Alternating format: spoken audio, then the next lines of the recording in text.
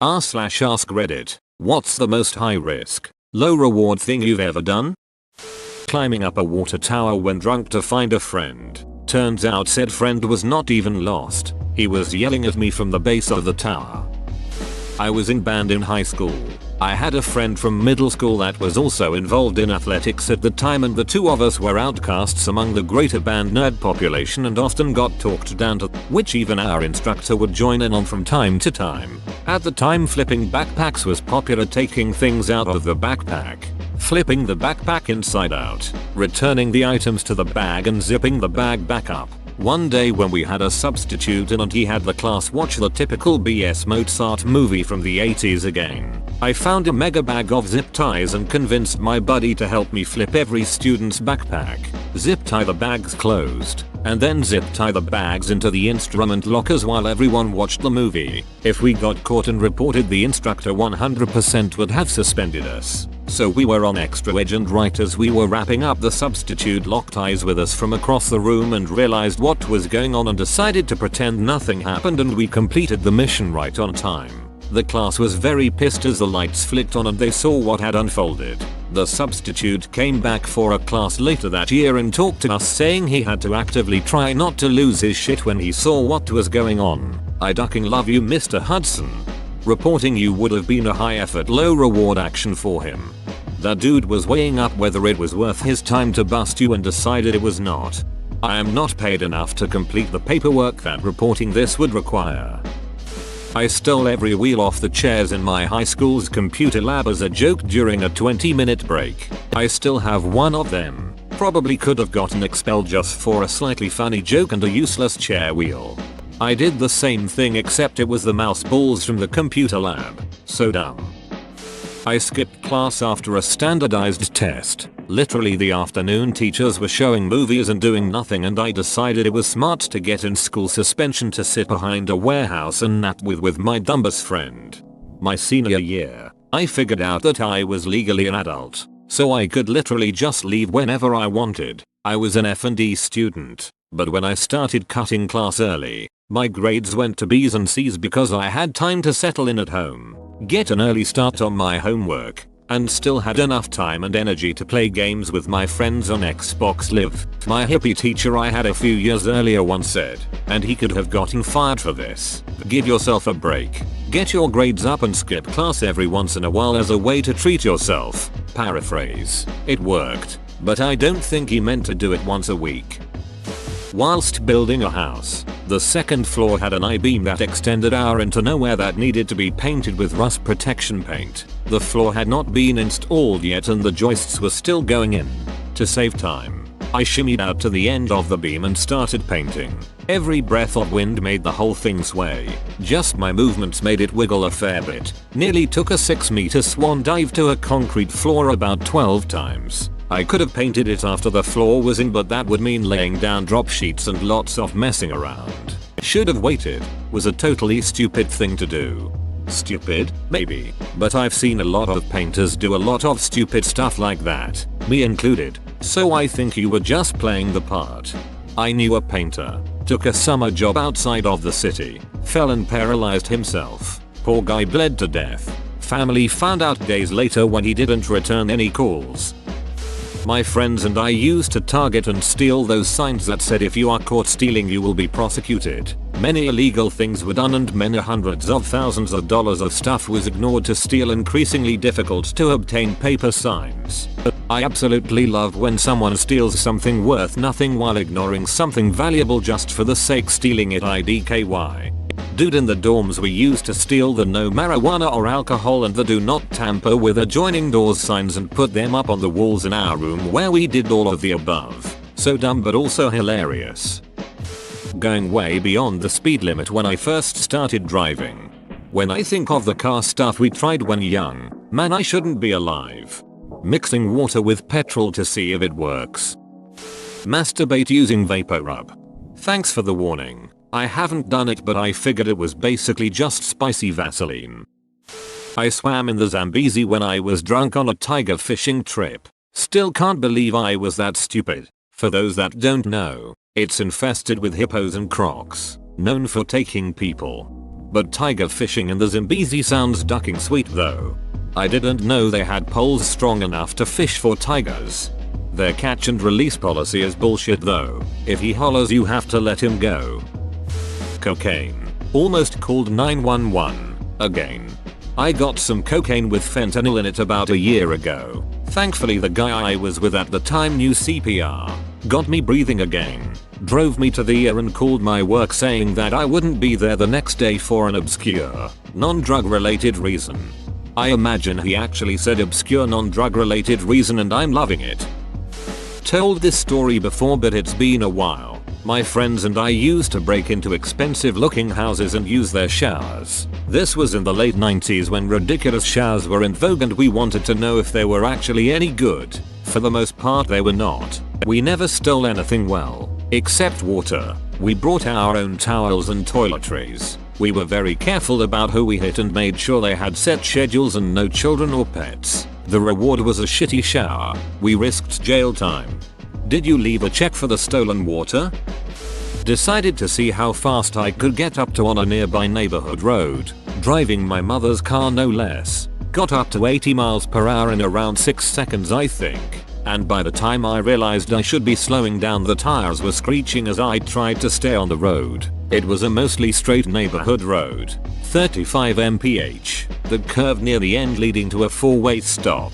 I got up to 80 right where the road began to curve, and as I was turning I was going so fast that I went over into the other lane. Just a foot or two from going up over the curb. Slowed down and brought the car to a stop at the intersection and my family member sitting in the passenger seat looked over at me as if he had just shit the life right out of himself. I was 19 at the time, and got my license that same summer. My passenger was 16. I've never had such a powerful moment of instant regret after that day. I didn't feel cool at all. I could have killed a pedestrian, a child, or myself and my family member. That was the day I truly learned that I could lose my life, and have respected all traffic laws since. Well, to a reasonable extent. I'm only glad that we came out completely unharmed. CPR on 2 active TB patients. Felt like shit after. Neither made it. If you didn't you'd be asking yourself what would have happened if you did. Despite the bad outcome you absolutely did the right thing. I once went on a heater at the Luxor in Vegas. When it was over I had turned $60 into $78k and change. I was drunk with excitement. It was 8 AM Saturday. On the way to the cage. Shadowed by 3 floor guys. I spied an empty blackjack table. I walked over to it and asked one of the floor guys with me if I could bet it all in one hand. The table has a 5k limit. He nodded okay. I had no money to split. After 2 hits we end up pushing on a 17 and I avoided what would have been the most stupid, embarrassing thing I have ever done. So basically you were an idiot bailed out by fate. I don't gamble so I don't know what pushing on a 17 means. Does that mean you made it out with the money? Their hands were tied at 17 total. No money was won or lost. Robbing the bank in Monopoly. Holy crap. I was a grown man before I realized the game is not meant to be played with the banker as someone the players have to win over. Under the table deals. Random cards slipped your way. Cash dropped into your pile. As long as the other players don't notice you can keep it. As you can imagine it was a lot more stressful than any game has a right to be. Told my mom that my dad was working outside and not the truth of him tearing out a wall because he decided a sliding door would be pretty. He did not get it done before she got home. Pretty sure this is a Malcolm in the Middle episode. Wasting 2000 plus hours for playing competitive multiplayer game. At the end, nothing I got other than hurting my eyes, brain, and my emotion. During an all-nighter study session with my college roommate we decided we wanted to get some McDonald's. It was around 1 AM. So we left all of our stuff in a common study room, laptops and all WTF, and got in my car. It was pitch black, super foggy with my lights on, and raining to top it all off. I couldn't see more than a foot in front of my car so we were driving 10 miles per hour down the highway on no sleep. After less than 5 terrifying minutes we decided the cheeseburgers weren't worth it and went home. Essentially high risk, no reward. Went to college. Shoplifted condoms 3 years ago. I'm still a virgin. I was a free intern for a flower shop. One day there was a shady person walking in the store basement. Somebody said he stole something from the shop and fled to the basement. The shop was in an apartment building, street level, and the basement led to all over the building.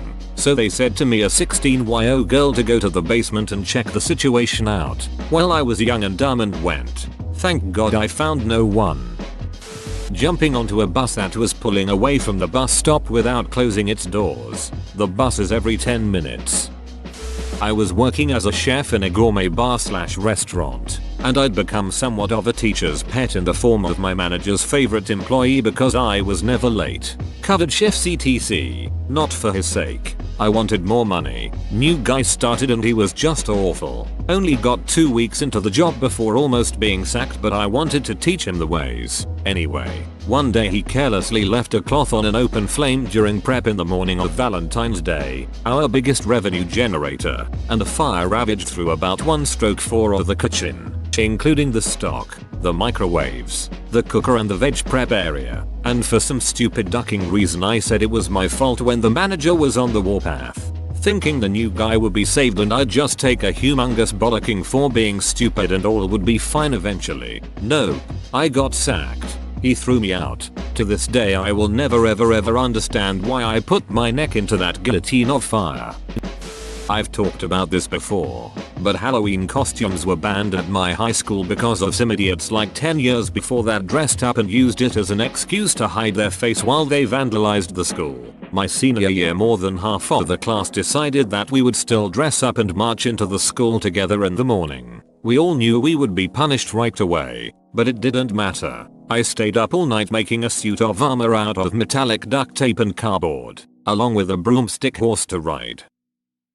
The next day we all gathered in the parking and waited for everyone to show up. People went all out and there were a lot of amazing costumes, and after about 20 minutes of waiting we started our march-in. The deans had learned of our plan and were waiting for us right as we entered. They started pulling people aside in groups and taking student IDs to hand out Saturday detentions. Got to be in costume for all of about 30 minutes before they made us change and gave us our detentions. Except for a few people that wore costumes that couldn't be changed out of, like my buddy Dave that was a ghostbuster and had nothing under his jumpsuit. Those people got in school suspension for the day along with the detentions.